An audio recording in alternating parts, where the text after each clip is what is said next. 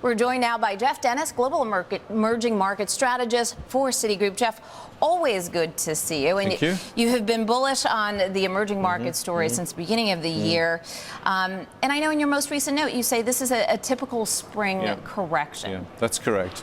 We've had a springtime correction averaging about 18% in 5 of the last 6 bull market years. Now, it doesn't make it any easier to deal with, but it basically argues that it's a pretty consistent thing for this time of year.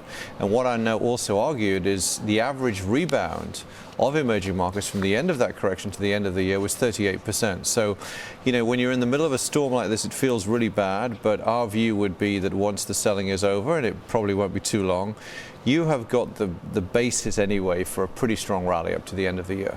You've got a target for the MSCI, the Global Emerging Markets Index of 1,500, right? That's your basic 38% pretty much from this level today.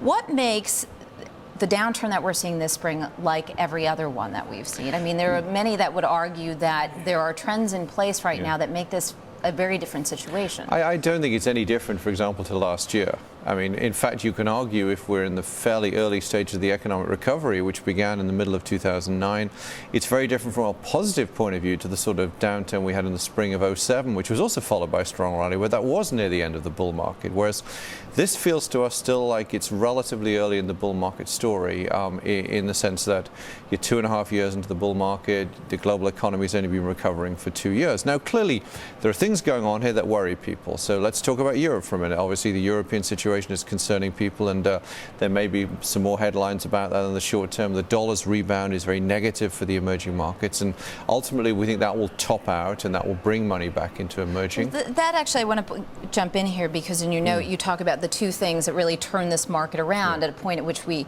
get to a trough. And one of those things that you say, one of the underpinnings of your investment thesis, is that the dollar starts to trade down again. Correct. Now, many analysts out today saying we could see a long-term dollar uptrend. And of course, that's a big danger. This time a year ago, we had a very big sell-off, April, May, around the time of that particular phase of the European sovereign debt crisis, which, by the way, was ended by Greece getting a huge bailout package from the authorities. The dollar went to 120 against the euro. Today, it's 140. So if you're going to go from 140 to 120 again, that is going to give us a more prolonged period of selling.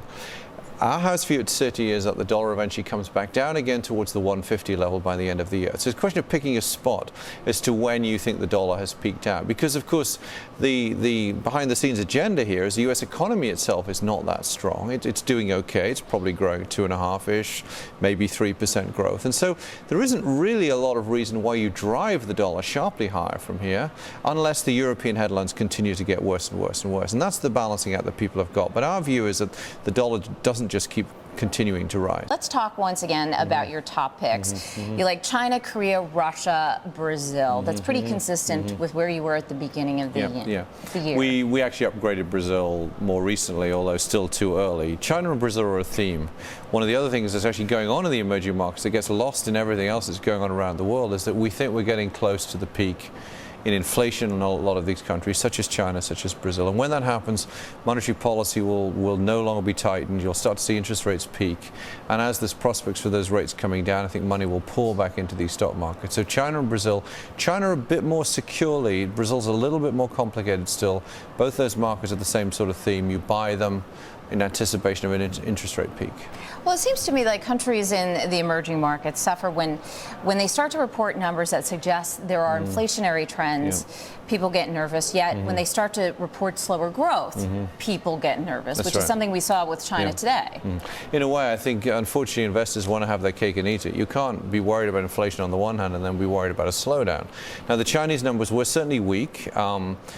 Of course, there's a danger that it gets a lot weaker still. We end up with a hard landing. That's not our view. In fact, we argue the Chinese authorities, through their policy adjustments they're making and through their long-term 5-year plan, as they call it, are looking for slower growth. So this is kind of in line with what the goal is. If it goes too far, they'll simply stop tightening monetary policy. They'll start to cut interest rates again. And they've got a lot of room, of course, on the budgetary side, unlike a lot of other countries around the world, to ease fiscal policy if they need to do so. So I think it came at the wrong time today. A lot of other the negative stuff going on, and people jumped on the top of it. We do not expect a Chinese hard landing. We expect the growth to stay very robust, and we therefore also believe as inflation peaks, expect them to bring interest rates down, or at least for the tiny to stop, and that should get people back into the markets. All right, Jeff, great to have you as always. Do appreciate the insight. That was Geoff Dennis, global emerging market strategist for Citigroup, looking for a 38% rally in emerging market stocks, by the way, from now until year end.